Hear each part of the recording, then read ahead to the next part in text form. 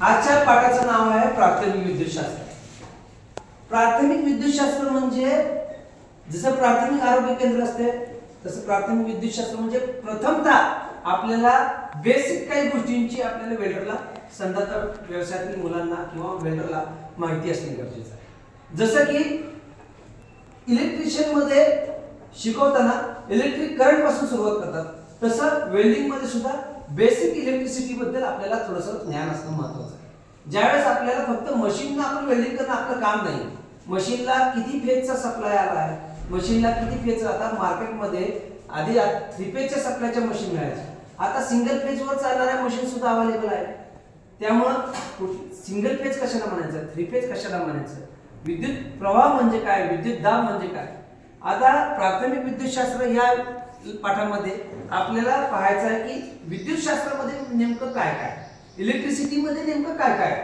जसं आपल्या शरीरामध्ये रक्त आहे, ते रक्तामध्ये काही घटक आहेत, तांबड्या पेशी आहेत, पांढऱ्या पेशी आहेत, हिमोग्लोबिन आहे, जसा शुगर आहे, या गोष्टींची जशी त्याच्यापासून जे रक्त तयार होते तशाच पद्धतीने इलेक्ट्रिसिटी सप्लाय मध्ये सुद्धा विद्युत दाब, विद्युत विरोध, विद्युत प्रवाह आणि इतरही काही गोष्टी असू शकतात हे आपल्याला आज बघायचं आहे। तर आता पहिल्यांदा विद्युत मंडळामध्ये, विद्युत सर्किट मध्ये, विद्युत मंडळामध्ये म्हणजे विद्युत सर्किट मध्ये, इलेक्ट्रिक सर्किट मध्ये काय असतं, विद्युत प्रवाह। विद्युत प्रवाह जो असतो त्याला आपण इलेक्ट्रिक करंट म्हणतो।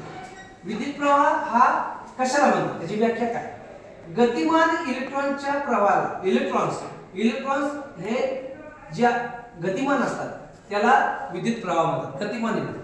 हा जो विद्युत प्रवाह आहे तो एम्पियर्स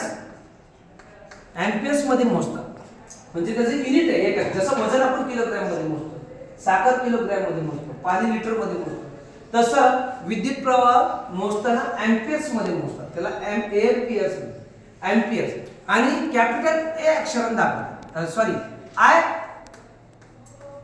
अक्षराने दाखवतात, कॅपिटल आय अक्षराने दाखवतात। विद्युत प्रवाह मोजण्यासाठी एमीटर या उपकरणाचा वापर करा।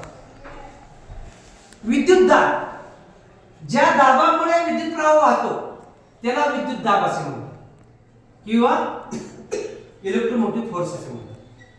तर विद्युत दाब हा व्होल्ट मध्ये मोजतात आणि व्ही अक्षराने दाखवतात, कॅपिटल व्ही अक्षराने दाखवतात।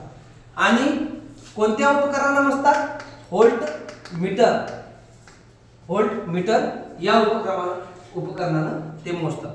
विद्युत विरोध, विद्युत मंडळातून वाहणाऱ्या विद्युत प्रवाहाला जो विरोध करणार आहे, जो विरोध होतो त्याला विद्युत विरोध असं म्हणतात, तो ओहम्स ने मोजतात, ओहम्स। आणि ओहम मीटरनं तो मोजला जातो, दाखवला जातो ओहम्स। त्याचं चिन्ह ह्या पद्धतीचं आहे, म्हणजे ज्या विद्युत मंडळातून विद्युत प्रवाह वाहतो त्याला कुठं ना कुठेतरी विद्युत विरोध होतोच।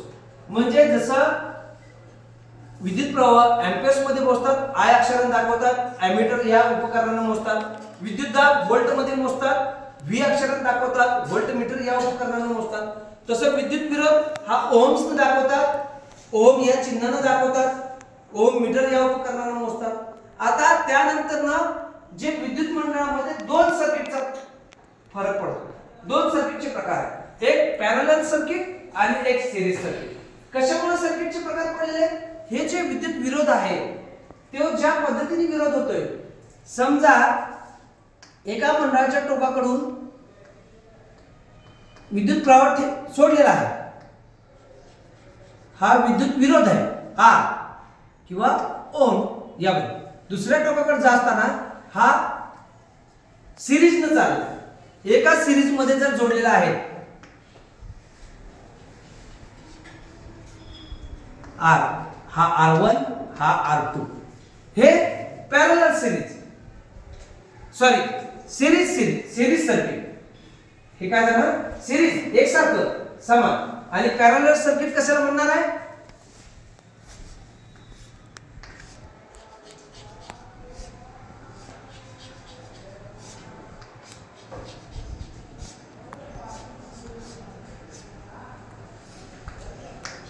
R1 R2 R3.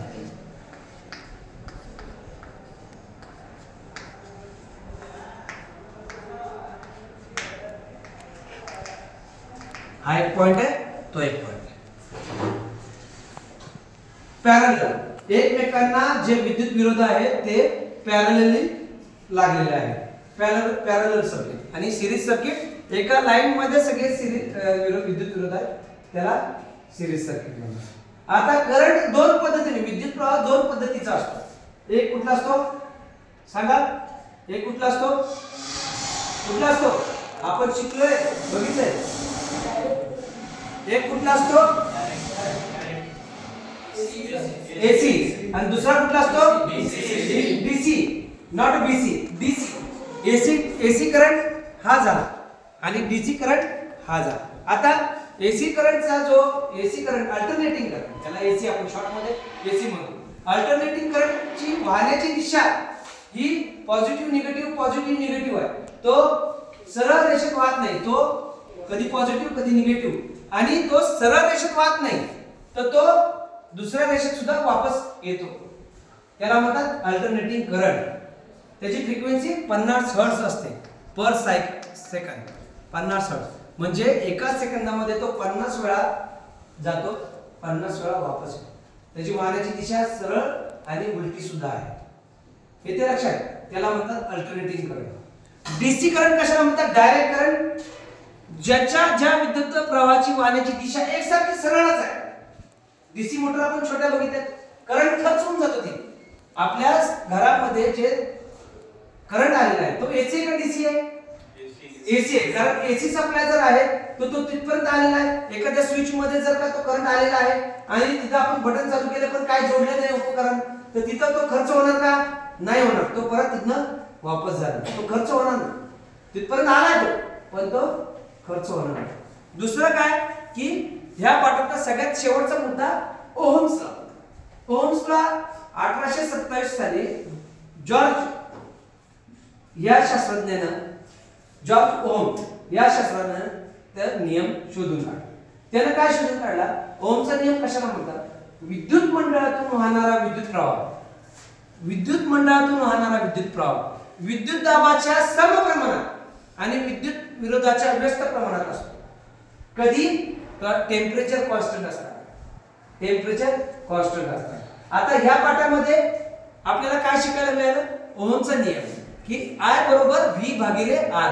Temperature constant असताना विद्युत दाबातून वाहणारा विद्युत प्रवाह विद्युत दाबाच्या समप्रमाणात विद्युत विरोधाच्या व्यस्त प्रमाणात. विद्युत प्रवाह कसा असतो?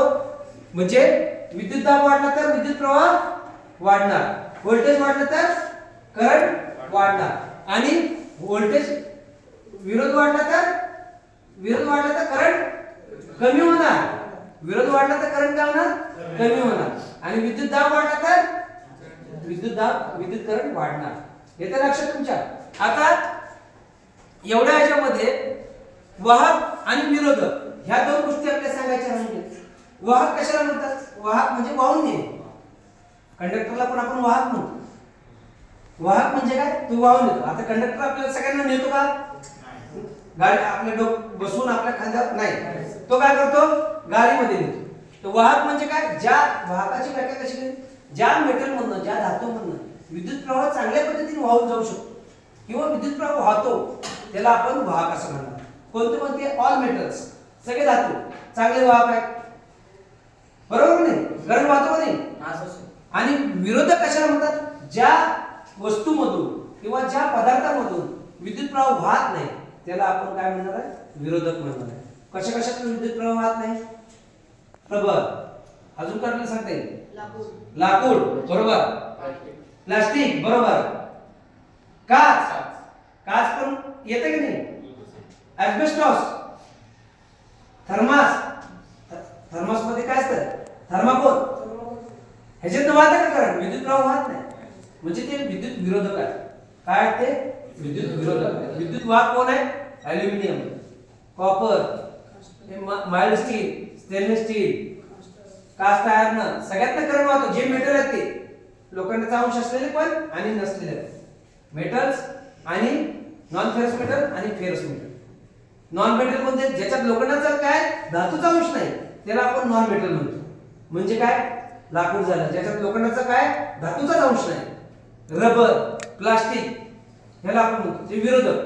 म्हणजे आज आपण ह्या पाठामध्ये काय काय शिकलो की विद्युत मंडळातून जे काही वाहत आहे विद्युत प्रवाह वाहत आहे, विद्युत प्रवाहाची व्याख्या बघितली. गतिमान इलेक्ट्रॉनला आपण विद्युत प्रवाह म्हणतो. विद्युत दाब बघितला की ज्या दाबामुळे विद्युत प्रवाह वाहतो त्याला आपण विद्युत दाब असे म्हणतो किंवा इलेक्ट्रोमोटिव्ह फोर्स म्हणतो. तिसरं आपण बघितलं विद्युत विरोध. ज्या विद्युत प्रवाहाला जो विरोध होतो त्याला विद्युत विरोध असे म्हणतात. कशा कशाने मोजतात ते अँपिअर्स, व्होल्ट, व्होल्टमीटर हे सगळ्यांचं आपण आज आकलन केलं. ओहमचा नियम बघितला की ज्या विद्युत मंडळातून वाहणारा विद्युत प्रवाह हा विद्युत दाबाच्या समप्रमाणात आणि विद्युत विरोधाच्या व्यस्त प्रमाणात असतो त्याला आपण ओहमचा नियम असं म्हणतो. हे लक्षात. पॅरलल सिरीज सर्किट आणि पॅरलल सर्किट आपण पाहिलं. तर आजचा लेसन हा इथेच संपला.